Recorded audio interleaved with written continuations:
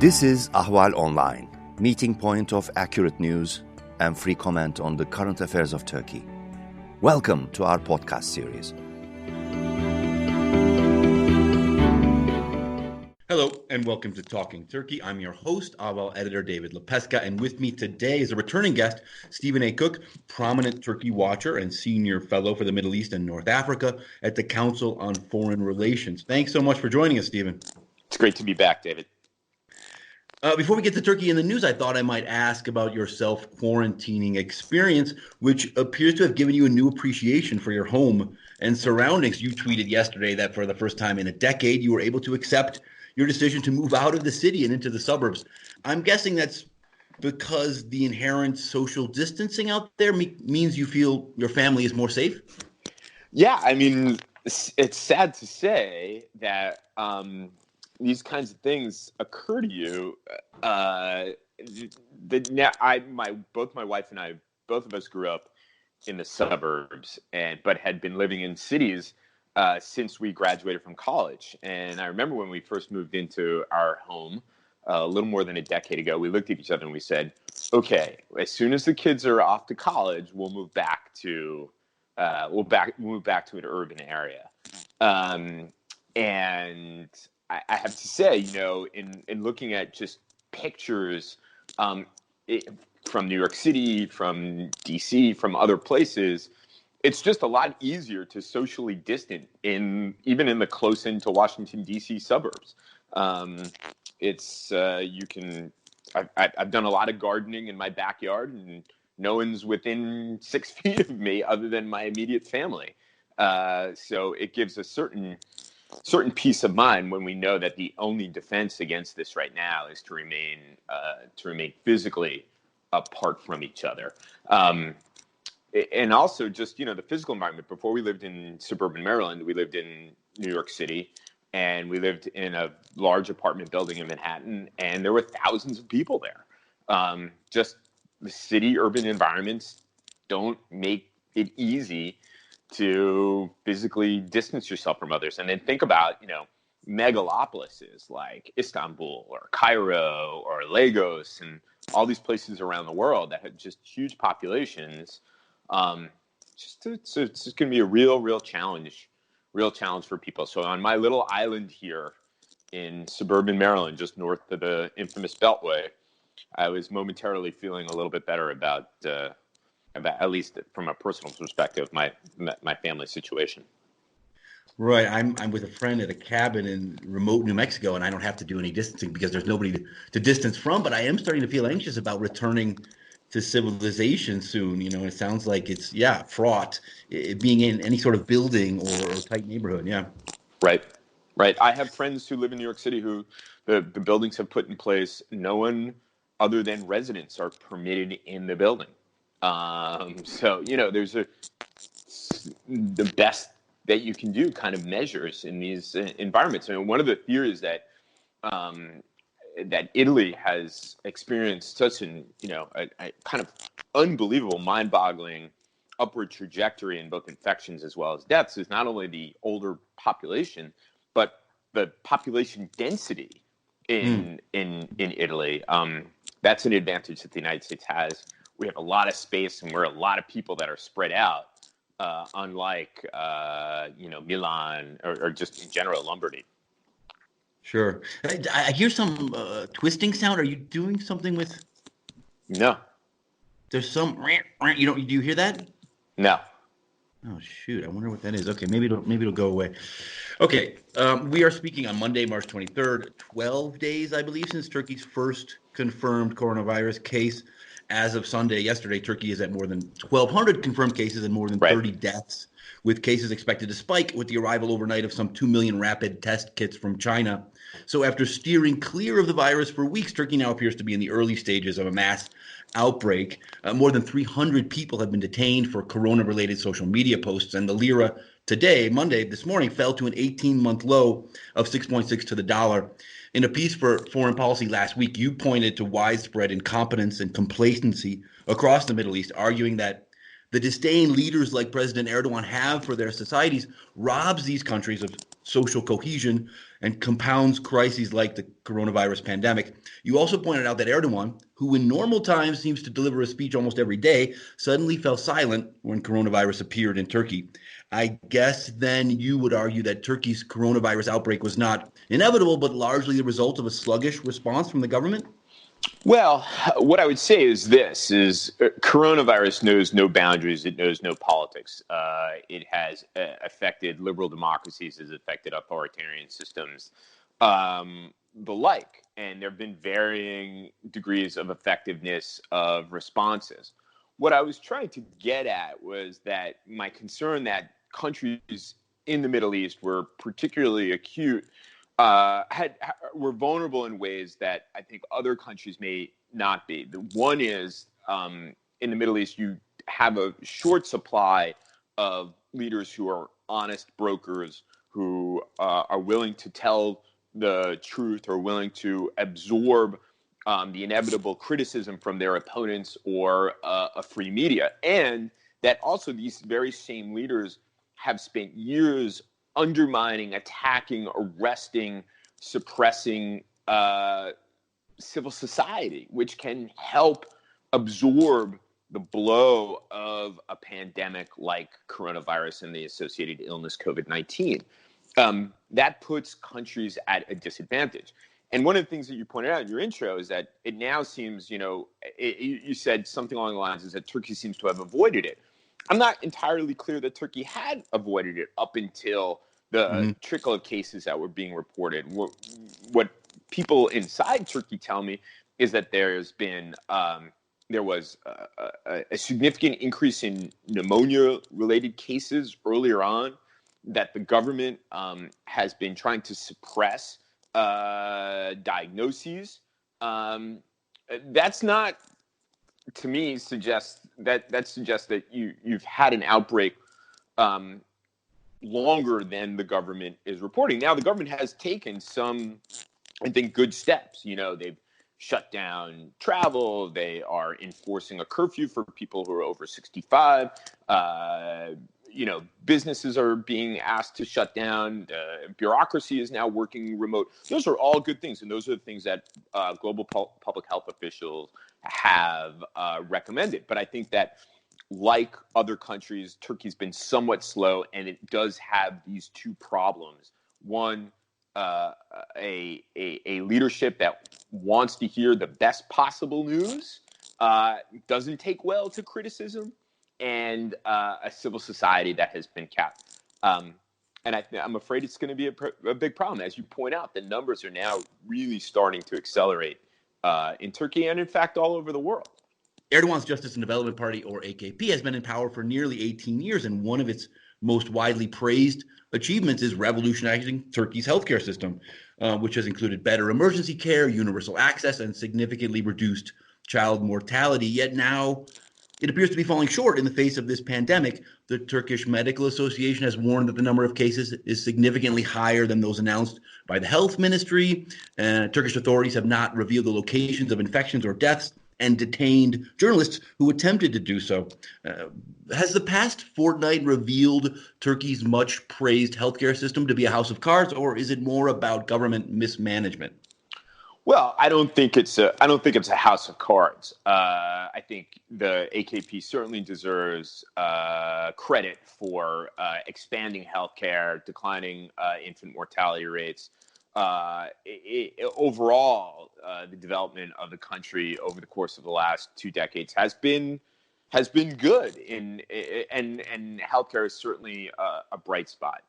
No matter what the healthcare system is in a country, it is the coronavirus challenge is making it very, very hard for systems to catch up and try to beat this thing back. Of course, you have other countries like South Korea, United Arab Emirates, Singapore, Taiwan that have done a much, much better job at this.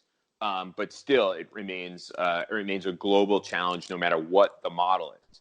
I think what's compromising Turkey's response, and one of the things that the Turkish Medical Association is pointing out, is that there has been, like in other places, an official effort to push down numbers, to not reveal the true extent of the problem, which is what everything that global health experts tell you not to do.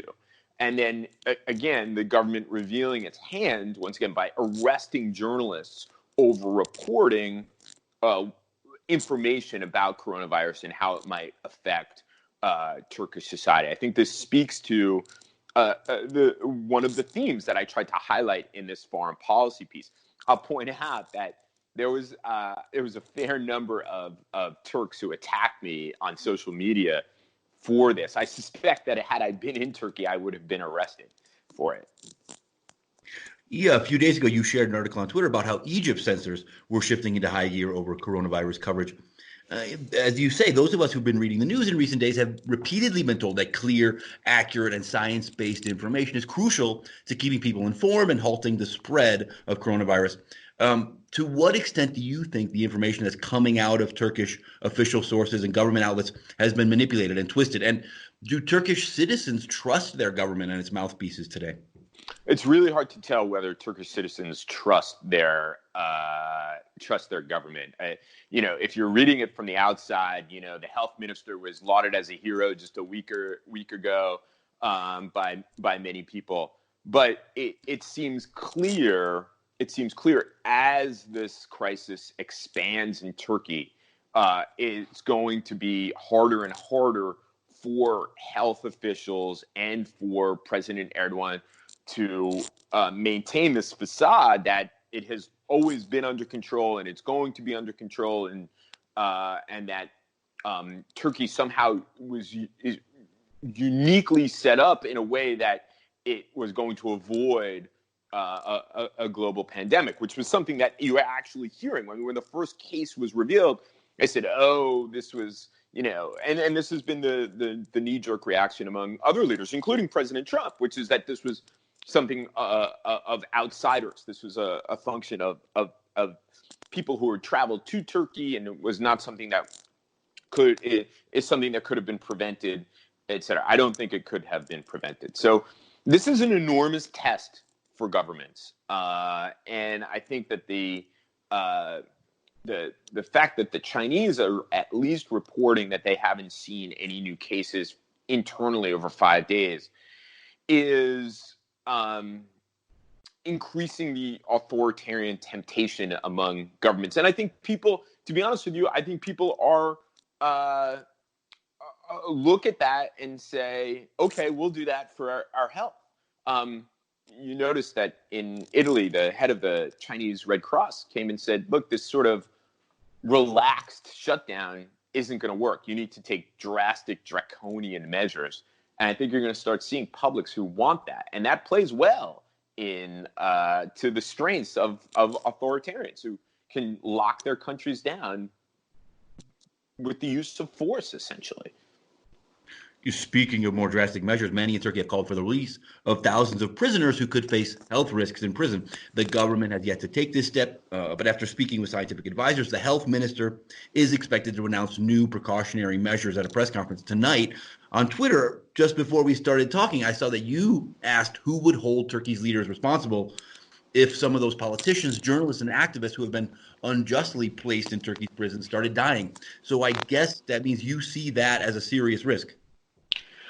Well, it's certainly. I mean, all of the reputable reporting has suggested that Turkey's prisons could be a horrific petri dish of coronavirus, and we know that there are thousands upon thousands upon thousands upon thousands of people who have been in prison on questionable charges that they are followers of Fethullah Gulen and thus are terrorists.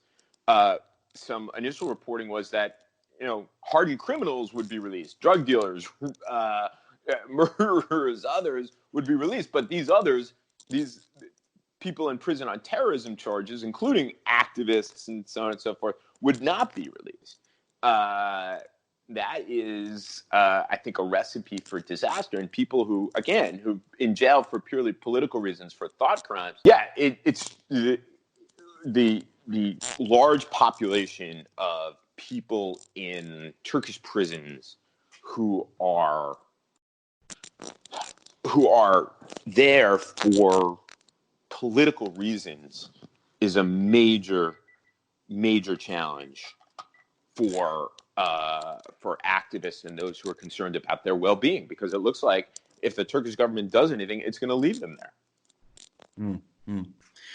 Over the weekend, Turkey issued a curfew for people over 65 who are now supposed to stay indoors, barring an emergency. Some pointed out on Twitter that Erdogan is 66 and thus must now rule while isolated in his massive palace. More seriously, what do you think of the steps Turkey has taken in the past few days? Erdogan has been urging people to stay home. The government raided face mask producing companies this morning to stop any stockpiling. Do you think Turkey can still right the ship and begin to flatten the curve, or is it too late? Well, look, I think if you're going to socially distant, you definitely want to do it in the Aksaray. I mean, this is a place where you can really get away from people. So I think Erdogan has put himself in a good situation to socially distant and avoid potentially contracting COVID-19. I do think, and I have been following carefully the steps that Turkey has taken, and I think that after a period of time, which again, the Turks are not, I'm not singling them out. The Turks are not alone in this. A certain amount of complacency, a certain amount of blaming the other, a certain amount of silence, a certain amount of nationalist bravado. I think the Turks are now on board and understand what they need to do. They've cut flights to more countries. They are taking the right steps in order to get medical staff the protective equipment they need. They are trying everything possible to keep people away from each other, including this curfew on people who are 65 years and older. Hopefully for Turkey, Turks will comply with this. Hopefully for Turkey, these companies that do produce medical protective equipment will continue to produce it and even ramp up production. Look, when I read the story today about the Turkish government saying that it was going to seize companies unless they supplied those N95 masks to medical workers. As an American, and we know we're facing a tremendous shortage here in this country over protective equipment, I was hoping that my government would take appropriate action to ensure that our frontline medical workers get that kind of protection. So yeah, I think Turkey is doing the right things. I think, like a lot of other governments, they were slow, and the concern is that as there is an explosion of cases, it'll be that much more difficult to manage the situation, if only because there was this complacency and a certain amount of denial and a certain amount of nationalist bravado that came with the discovery of the first cases. Let's shift to Syria and Idlib province, where some 2 to 3 million displaced people remain squeezed between Turkish troops and their affiliated rebels and the Russia-backed forces of Syrian President Bashar Assad. Russia and Turkey have now held 2 joint patrols, and both have been cut short, apparently for security concerns. Should we read something bigger into this? Is Assad planning to resume his offensive, as reported by Syrian state media last week? Well, I would never count Bashar al-Assad out in his desire to reestablish control over the entirety of the country and declare certain victory. I think that the Turkish military operations, and in fact, I wrote about it, in which the Turks demonstrated their proficiency as the second largest army in military in NATO. I think that gave the Turks a little bit more. Excuse me. It's not Corona, just a cough because I swallowed incorrectly. That the Turks have given themselves a little more, a lot more credibility as a player and some more negotiating leverage with the Russians. The problem is, they were able to get this ceasefire and this new agreement, which was basically the status quo ante, but if patrols are being cut short for security reasons, which is what the Russians are saying, would suggest that hostilities may be imminent once again, which is a huge problem on top of, it was a huge problem to begin with, but a huge problem on top of this pandemic. So it is definitely a cause for worry. But it's more of a localized concern. Of course, the people of Idlib will suffer.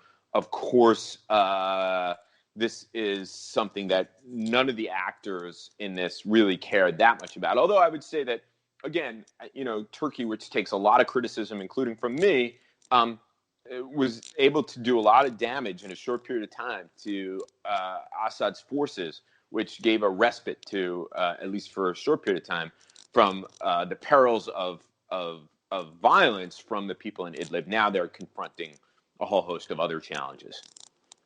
Yeah, Erdogan spoke to the leaders of Germany, France, and Great Britain last week and reportedly made little progress on any agreement for Idlib and the refugees. After the Turkey-Russia ceasefire deal for Idlib early this month, you wrote, as you pointed out, you wrote for Foreign Policy that Syria is Turkey's problem, not America's, essentially defending the U.S. and Europe for disengaging and not coming to Turkey's aid in Idlib and arguing that Turkey was doing just fine on its own, at least militarily. At the end of the piece, though, you said that in the longer term, Ankara would likely face the potential crisis of caring for millions of refugees whose presence could prove destabilizing in Turkey. But I was wondering, couldn't their presence prove just as destabilizing for Europe, and shouldn't that potentially be driving greater European aid and engagement? It should be. And let me just underline the fact that I said it was really the United States' problem. More because I'm not sure that there's much that the United States can do in addition to that, or that there's any political will to do in Syria here in the United States. And that the fact that the Turks were demonstrating that they could undertake a military operation effectively, forcing the Russians to stand by, forcing a new negotiation, would suggest to me that the Turks do have power to wield on their own that can produce results, and that's what I meant by when I said, look, the Turks seem to be doing fine on their own. Now, on this question of refugees, of course, everybody would like for everybody, including the Europeans, to do more on this situation. The unfortunate fact is that refugees have created all kinds of political distortions in Europe that are worrying given Europe's history, and something that we would not want to repeat. Now, there have been neo-Nazi and far-right parties in Europe for a very, very long time, but they seem to have gotten a lot out of the fact that there are refugees in Europe. That's not to say that Turkey's politics haven't been distorted, and we have to worry about the instability of Turkey as well. But that is the particular concern when it comes to Europe, is fueling the rise of far-right and neo-Nazi parties. And, of course, the stability of Europe, the prosperity of Europe, democracy in Europe is a core strategic interest of the United States. There was an agreement on refugees between Turkey and Europe, and then the Turks decided to weaponize refugees and encouraged not refugees from Idlib, but refugees already in the country to try to cross the border, creating really ugly and terrible scenes. And the Greeks have much to answer for, and the Europeans have much to answer on this. I'm afraid there isn't a very good answer at this point. As you point out, President Erdogan spoke with major European leaders and got nowhere on this issue, and we're at loggerheads. This may be one of those things that we look back on in history and say, these were short-sighted decisions by people that made situations worse and that led to further instability, which was precisely what they were trying to avoid in the first place. Last Thursday, the aid group Syria campaign said that it was just a matter of time before coronavirus reached the masses of displaced people in Idlib, which has only something like 60 hospital beds after Russian and Syrian targeting of healthcare facilities. On yesterday, Syria reported its first coronavirus case, so it seems like a disastrous Idlib outbreak could be close at hand.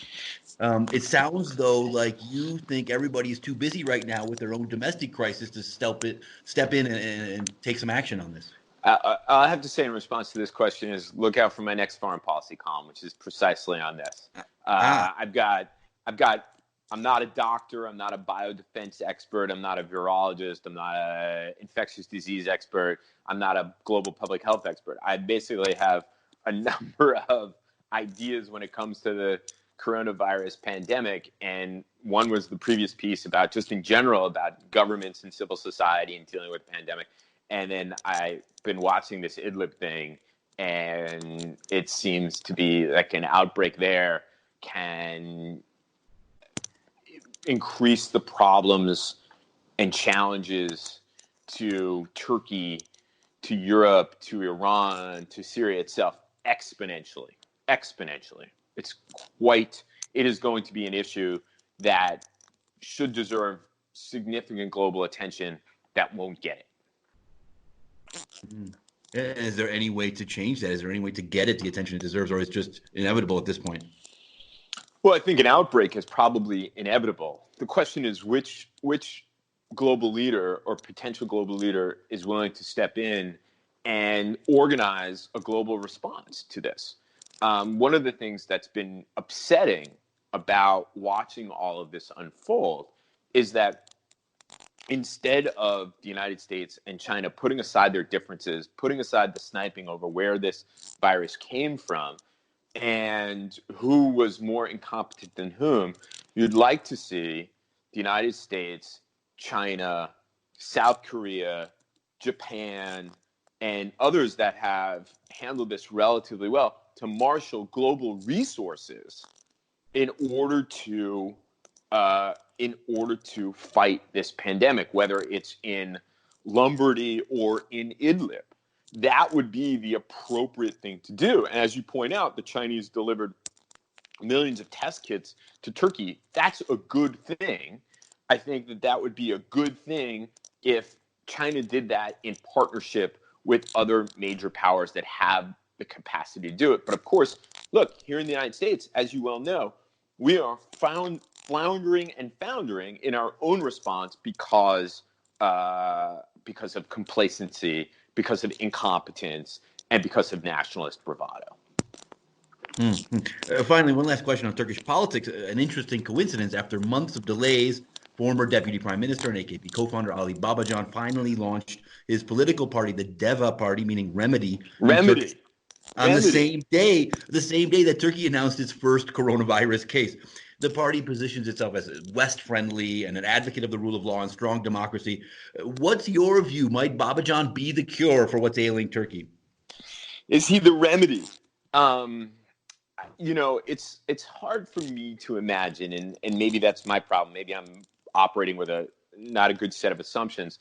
It's hard for me to imagine that Babacan can garner the kind of following that's going to make a huge difference in Turkish politics. Now, of course, President Erdogan has been vulnerable since the municipal elections, and the economy hasn't done well, and it'll be interesting to see how he responds to the coronavirus pandemic. But it strikes me that Babacan appeals to a very, very small slice of the Turkish electorate. I know the theory is among Turkish analysts is that if you combine Babacan, Davutoglu, and other opposition parties, you will drain away enough voters from the AKP that will undermine the parliamentary majority. Maybe. We'll have to see. But again, he in one of my snarkier moments, I said that Babacan could win Wall Street and hedge fund land. But look, we'll see how this party unfolds and how he tries to appeal to people beyond that kind of rarefied world where the kind of West-friendly, global finance-friendly, rule of law-friendly group in Turkey, especially against the backdrop of a pandemic where people are looking everywhere in these uncertain times for something that they can hang on to. And I think strong leadership, and not necessarily democratic leadership, is something that's deeply appealing to people. And that's not just in Turkey. I think we're going to see that globally. Stephen A. Cook of the Council on Foreign Relations, thanks so much for your time and insight. It's been a pleasure. Always a pleasure.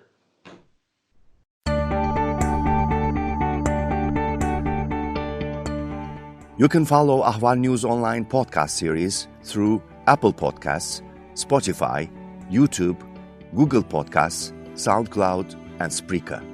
All you need to know about Turkey is here, for your ears, mind, and attention. Thank you for listening to our podcast.